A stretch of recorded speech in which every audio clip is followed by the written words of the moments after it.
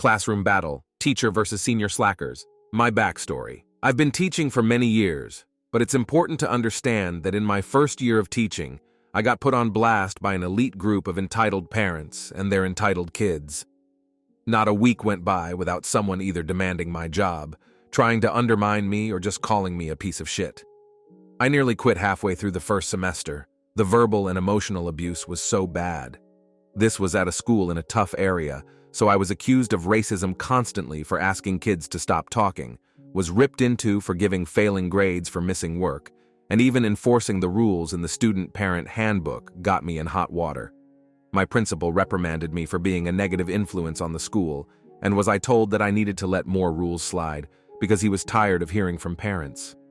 I would have parents just show up unannounced to sit in on my lessons, and then tell me I was a shitty educator, a bad human being, etc. I have plenty of horror stories from that school alone, but the point I want to make is that this experience defined the kind of teacher I became going forward to my next school. I needed to be that person who was untouchable, because I needed to focus on the one job that mattered, teaching kids. My next school was in a fairly affluent area. It wasn't uncommon for me to find out that my students' parents made millions, which brought its own unique set of problems. However, my new principal was super supportive of me as long as I followed the school's handbook to the letter, because by doing so, I was in line with the school's philosophy and protected by law. We seriously had parents filing frivolous lawsuits all the damn time. This school had long ago learned that caving to parent demands spilled blood in the water and brought the rest of the sharks in droves. My first year at this new school was successful for many reasons, but primarily because the school culture was easily adapted to. By planning ahead, I was able to head off 99% of all negative parents at the pass. The few times a parent tried to rip into me at conferences, I ripped back so hard that I developed a reputation amongst the kids and parents as someone you couldn't mess with. Everything I did was in line with the rules, and any attempt to take me down got stone-walled by my principal, who would have to say, "Mr. Fighter Jet is following school policy, so I'm afraid the ultimate decision is his." No joke. I had some parents in tears because their kid could no longer get an A in my class. I wasn't the teacher who wanted to destroy kids. I just wanted them to be accountable, and sometimes that meant letting them fail. Needless to say, this job became a lot of fun, because instead of waiting to be ambushed by parents, I could work on making my class fun for my students while still teaching them something. I made ironclad rules for the classroom that brooked little argument, and would adapt the following year to make it harder for students or parents to ruin my day. I have many stories like this, but this is one of my favorites. The backstory. The year this happened, I taught a HS class with grades 9, 12, that's 14 to 18-year-olds for you overseas guests.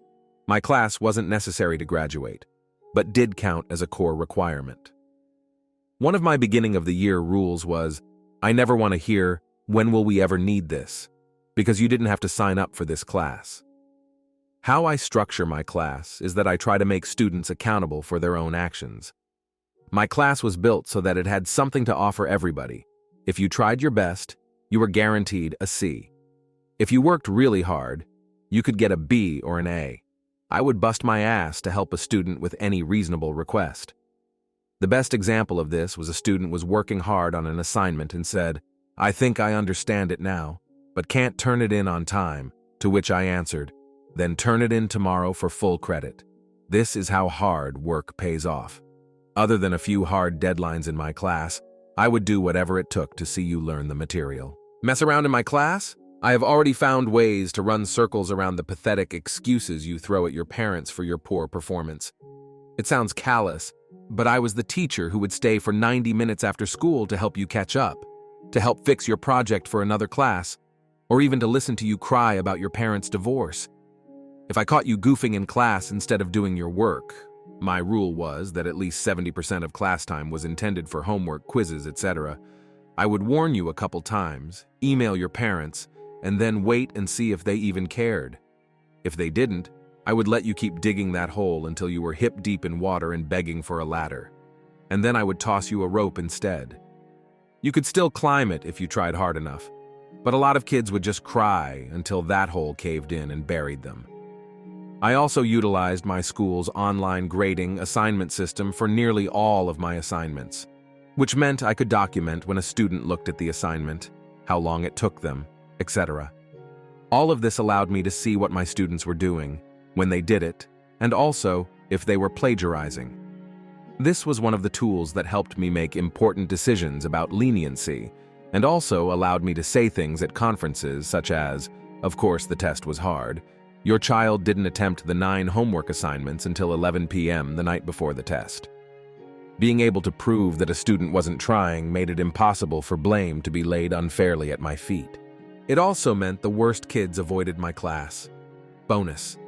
However, this year, something magical happened. Every other year, I would get a wave of kids who just wanted to screw around and blame everyone else for doing poorly. At the end of the year, students would talk negatively about me. My class sizes would drop the following year. Then I would receive high praise from those kids, so everyone would sign up, so on and so on. But this year, not only did I get a giant wave of knuckleheads, but they came with parents who loved to make trouble. I had already heard tales of some of these parents. Other teachers were just dying to hear stories about our interactions because these parents were very much entitled. They would name drop lawyers when they didn't get their way, try to badger teachers into giving their kids extra credit, and would largely deny any wrongdoing on their kids' part. These were the parents who would get called in because their student was caught cheating, then accuse the teacher of making the class too hard, therefore validating their student's need to cheat. So about these knuckleheads, it was a group of roughly 7 senior boys who all shifted their schedules to be in the same period with each other. The other teachers could not believe that I had all of them at the same time, but I just shrugged it off. Every week the staff lounge was dying to know how I dealt with their shenanigans, but for the most part, I had shut down most of their antics from day one. I actually got along very well with them despite their constant goofing because they had mastered the ability to appear busy and didn't distract my other kids. Then came the first group project. My class size was just right for 7 groups of 4 to form. The Idiot Collective formed 2 groups of 4 by pulling in a kid who had been absent on the first day of the project. These 2 groups crashed and burned on this project super hard for several reasons. But the biggest were that A, they messed around during class time, and B, put off a 2-week assignment until the weekend before, and then dumped all the work on everybody else, which resulted in everybody doing minimal effort. I handed out the poor grades and was immediately pulled into parent conferences with several of them, one at a time, obviously. Every meeting was the same. My kid did all the work, so he doesn't deserve a bad grade. Or, my kid didn't understand the assignment, to which I handed over my hyper-specific rubric, which is a checklist for how I grade things. I never wanted to be accused of grading based on not liking a kid. These largely went like this. EP. My kid did all the work, and I don't think it's fair it should hurt his grade. Me. Here's the work your student turned in. Hands it over. Here is my rubric, which I printed and emailed to your student the day the project started. Hands it over. As you can see, I have itemized the grading for ease of use. I would be happy to go over the grade your student earned. EP. Reads through all the evidence, looks at kid. Where are the missing parts? Student. My group members were responsible for that. Me. I can't grade what I never received, so I can't reasonably just raise your kid's grade. Sorry. Now, good news for all my students. I make assignments worth more throughout the semester with the idea that kids who screw up early on can make it up later by working hard. I seed extra credit throughout the semester, and all of these parents are disgruntled, but happy to hear that their entitled embryo can still get an A in my class. Now, the end result of these meetings was that it clearly wasn't my fault. Remember, I had all this data to prove that I made every effort to contact everybody, etc., so it must be the other kid's fault. So these parents all decide that their perfect angel is no longer allowed to work with their previous group mates. Like a cancer, this failure of friends distributes through the rest of the class. Like the genius that I am, I make my students write a group contract for every project that details who does what and when it is due. Why is this important? Because the contract provides me the documentation necessary to allow me to dismiss a bad group member and give them a 0 without their parent messing up my day. So here's where the problem begins manifesting. These seniors begin bouncing from group to group like cancerous ping-pong balls, wreaking havoc. I let students choose their groups. so these seniors are desperately integrating with anybody that will have them. Because of my class size, every group has at least one coddled child to deal with, and these children just end up rotating until all of my students have worked with one of these seniors at some point. Now I am getting constant complaints from parents of other kids about these boys. Their kid wanted a good grade, which means they ended up doing all the work while the senior slacked. This is usually after the fact, at which time I bring up, I would love to yank that leech out of your grade pool, but you have to use the contract. Students don't want to say anything because they fear retribution from the seniors, but I can't do anything because I will be accused of harassment. The contract can provide me with the leverage I need to prove that these kids were doing no work, because these seniors have been playing their parents for years. I make my class utilize Google Docs, because the changes are time-stamped. No joke, I've had students produce all the work the morning of a parent meeting to try and lie their way out and make me look like a piece of shit. But that timestamp is a godsend. Luckily, my class is balanced. A bad groupmate can make things hard, but not undoable, and parent complaints are completely mitigated because I am still offering every chance for success. My principal has a copy of my syllabus in his computer so that he can quote student policies that the parent signed off on. Not uncommon for him to hear, "I don't read that stuff, so it doesn't apply." But he reminds them that the clause above the signature line says, "My signature denotes that I have read this document in its entirety and agree to abide by all the rules," or something similar, and that this should be a lesson to the parent and the student that when you sign something, you should read the fine print. If you ever become a teacher, find an awesome boss like this and stick by their side. The setup. So I have 7 slothful seniors, but I shall name the worst of these Larry, Curly, and Mo. The fallout affects all of them, but these 3 are the ones whose parents have a passion for making trouble. Every time they bully a teacher into compliance, I imagine they sit around a smoking room with cigars and cognac, laughing at how they got their way yet again with a lowly teacher. I know that anything I do will be heavily scrutinized once the grades start falling, and I need to be able to shrug it off because I have other things to do. And I refuse to be the smiling topic of discussion in their celebratory circle jerk. However, a special note about Larry. Since he turned 18, his parents now travel non-stop and are impossible to reach. Larry is now just a huge nuisance because his parents no longer care about what he does. I closely monitor their grades in my class, but also in others. This may sound sketchy, but I routinely do this with any of my students who struggle with the material, so that I can identify if the issue is my class or all of their classes. Students have been known fake their grades using Inspect Element, and I got tired of hearing, "But they have A's in their other classes," because then I look like the one at fault. Anyway, after a check, I speak with the other teachers. It isn't hard to find out that these boys are doing minimal work in other classes, and I actually discover that Larry has been finding ways to get other kids to do the work for him, and then disseminating it among his friends. Other teachers have been bullied into lowering test percentages in their class, and guess what? He and his friends are enrolled in these classes. Despite bombing these tests, HW and project grades give them a comfortable cushion so that most of them are floating at low Bs. I can't prove this. They are using Snapchat. But when I bring it up with their teachers, the teachers don't feel like trying to prove it and duke it out with the parents. Now, they are gaming other classes for minimal effort. However, their only recourse in my class is to keep rotating through groups and leeching off of their hard work to maintain Cs and Bs. And the other kids are too nervous to utilize the group contract to get them fired. Remember how I mentioned that I steadily increase the value of my assignments to keep kids working and give them a chance to fix their grades? Me. Random day in class. "Hey everybody, I was looking in the schedule and realized that your last project before finals may stress you out unnecessarily. Would anybody mind if I dropped it?" My class. "Tired of getting banged on group assignments?" "Nope, drop it. Best teacher ever." Me. "Okay, well, just so you know, I'm going to move our next project back a couple of weeks and extend the deadline by a week. Also, since I canceled the last project, this means that the next project will now be worth roughly 20% of your final grade, so do your best. Screwing this up could kill your grade." My class. Whatever .jpg, so in one step, I have inflated this assignment and also moved it. I send out an email to parents and students letting them know about the change to the syllabus and the assignment. Get no responses other than happiness that I am removing stress from the end of the semester, etc.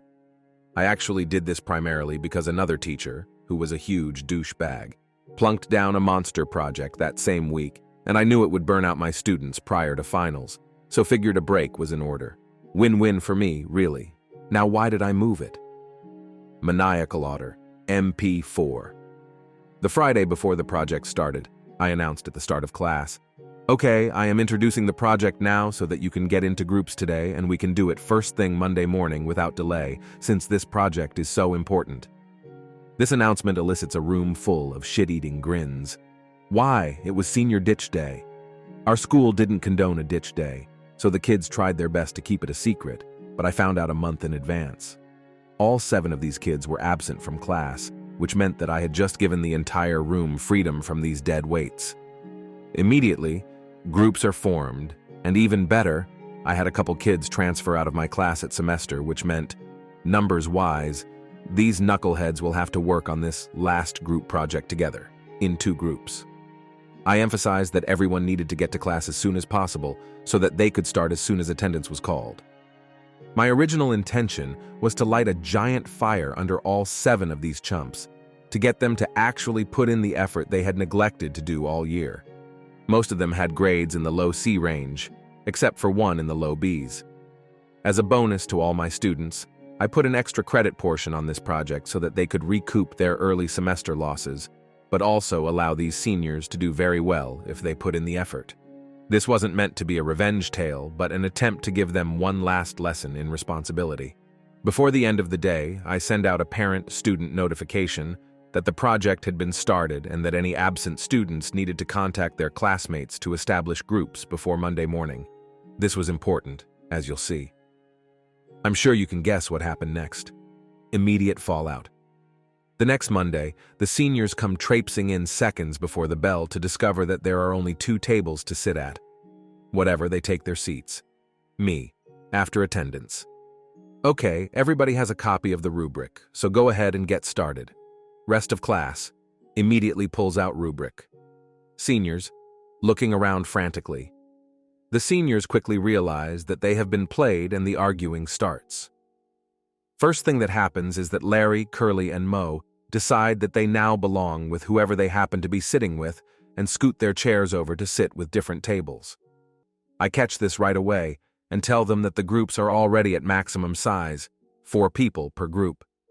The other 4 seniors are already fighting with each other because they know that none of them will actually do any work. Larry, who thinks he's God's gift to everybody, tries to sweet-talk me and his group into special privileges and allowing a group of 5. Now I see some of the other kids wavering, and I know that Larry is putting pressure on them to argue his case. I designed this project for specifically 4 people and had a job for each one, but I extended a separate offer. I will let you join, but since there will be 5 of you, I expect double the work. Literally, I told them they would have to do the project twice. Larry tries to argue, but I point out the roles I have established and inform him that if 4 people could do it once, having 5 should make it easier to do it twice. Sounds like a dick move on my part, but I have now intimidated the other kids into saying hell no, and even have them put it to a vote. Unsurprisingly, Larry is the only one who votes that this is a good idea, and when the other kids catch wind of my offer, they physically shoo off the other seniors trying to pull this deal as well. You will all be delighted to hear that the rest of the period for my seniors is spent arguing over who will work with who. They end up forming 3 groups, and I nod my head, make sure they have the rubric, and then wish them the best of luck. Being the smart teacher that I am, I email Curly's parents and Mo's mommy that they have chosen to work with each other. Mo's mommy shows up to argue with me all the time, but has quickly learned I won't take her shit. At a previous meeting, she even laid into Mo and told him, "I'm tired of fighting all these battles with your teachers, and I'm starting to think that you're the problem." But I suspect this is for show. Curly's parents email me back and say they will make sure Curly writes a group contract. You see, Curly has sold himself as the best student ever, and clearly he will do the work and fire his classmates. Mo's mommy immediately requests a meeting with me. Per school policy, I do not have to respond to an email for 48 hours. I wait until hour 47 and email a non-committal, "I would love to meet. When are you available?" and wait for a response. I then wait another 48 hours to inform her of a time the following week that works for me. Now, some of the other senior parents have emailed me angrily demanding why I let their kids choose to work with the bad kids again. I had to inform them that I didn't expect all of them to be absent. Immediately, some of my seniors get burned at home because they ditched, and their parents tell me, just try to help them pass, which I agree to. Some of them need this class for graduation, after all. Mo's mommy, on the other hand, shows up ready to wage war. She starts by demanding that I put Mo in a different group. I decline because the project has now been going on for a week and it wouldn't be fair. She demands that I add him to another group. They're all full and students have already done the lion's share of the work. She demands that I let him work by himself with an extension. I gladly offer him an extension and slide a copy of the rubric over to him, and he goes white. At this point, he knows that he is never planning to do any of the work. In fact, I know that his group hasn't even started. I have a copy of their group contract, which was hastily scribbled in pencil with no due dates on it. He starts arguing with his mom that he would rather work with his friends and that he is upset that he got stuck in this situation. Contemplating this, she accuses me of deliberately waiting until that day to screw the seniors over. After all, it was a school-sanctioned event, and I'm being a jackass about it, and she'll go to the board with her story. Wrong. The joy I get from all of my prep work is shutting down bullshit like this. All 7 of the seniors hung out on ditch day at her house and told her that the principal had given them the day off. Even better, they called in and pretended to be their own parents, so that it was an excused absence. He is immediately busted, and his mom flips her switch and jumps all over him. You see, she can keep pressing me on this issue, but I now have evidence that he pretended to be his own dad, and this is a suspendable offense. I buy myself into her graces by telling her that I had no idea that senior ditch day was that Friday, but I gave her kid a free extension on the homework that was due because I thought seniors deserved their own traditions. Blah, blah, blah. She buys it. Also, I can prove that I emailed him and her and gave them plenty of notice before Monday morning that they needed to pick groups before something like this happened. Obviously, once I found out about ditch day, I tried to give her precious treasure a heads up, but I don't know why he didn't take it. She makes him open his email. My email is sitting there, unopened, and I have won this battle. She thanks me and takes him home. Class morale is super high, unless you are one of the seniors. A week before the project is due, neither group has actually started, and the HMS class average is about to hit an iceberg. The project comes due. Curly's story largely ends here. He never shows up to tutoring, and I email his parents. After 3 emails, his dad finally responds with, "His mom and I have decided that he needs to learn to be an adult and are leaving him to his own devices. Thank you for your efforts." Curly will spend the rest of the semester doing little to no work. Because he is grounded at home, he is now just watching YouTube videos on his phone during school. The ripple effect is glorious, because now Curly is doing this in all of his classes. I speak with his teachers and they all email that he has quit doing work in class and get the same reply I did rather than the vehement responses they are used to. When Curly fails his classes, he still graduates, but his parents have informed him that they are no longer paying for his college, and it's time to get a job. Mo's mommy flips out and demands answers. Unfortunately, Mo is in the same group as Curly, and she gets the same answers from me. Strangely enough, once she's exhausted every effort and attempt to somehow blame me for this, she admits that she knew Mo was part of bullying the lone senior and that he should be ashamed of himself. She deliberately tried to play me, but outed herself once she knew that I already knew everything. Super annoying, but I agree to help tutor him one-on-one, which makes her happy. Long-term fallout Mo's mommy is emailing me every few days now. Is my son doing his work? Did he get help with his homework, etc.? Non-stop, but she knows better than to fight with me. Larry is unusually chipper and is no longer doing his work. I find out that Larry is supposedly going to a college where he just needs to maintain his GPA over a super low number. He claims an F in my class won't change anything, so I make sure he doesn't distract the others. Mo shows up only occasionally, but strangely enough, Larry pops in just to say hi whenever Mo is getting help.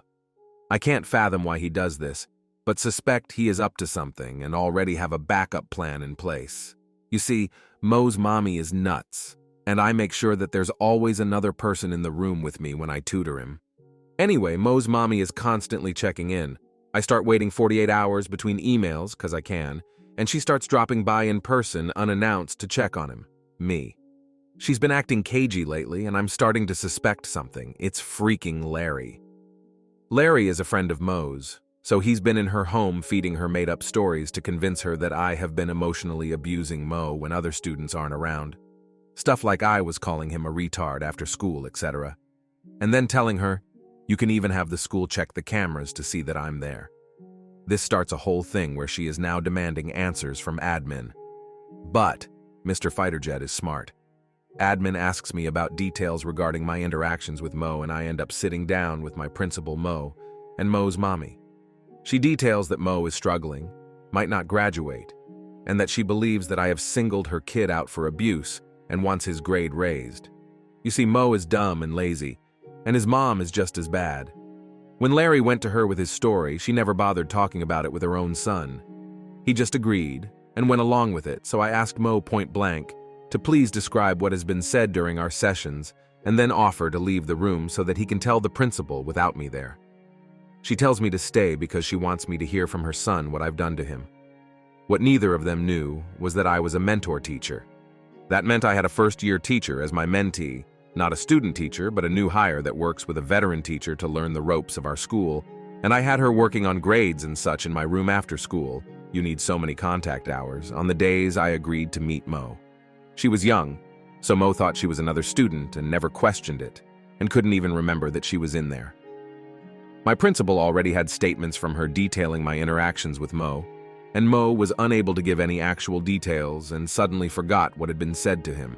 This lands her in hot water with admin, and she blames the whole thing on Larry and becomes visibly upset that she fell for such a stupid ruse. This results in an email cautioning teachers from being alone in a room with either student. Suddenly, after-school help evaporates for both. But hey, I always have someone in my room, so whatever.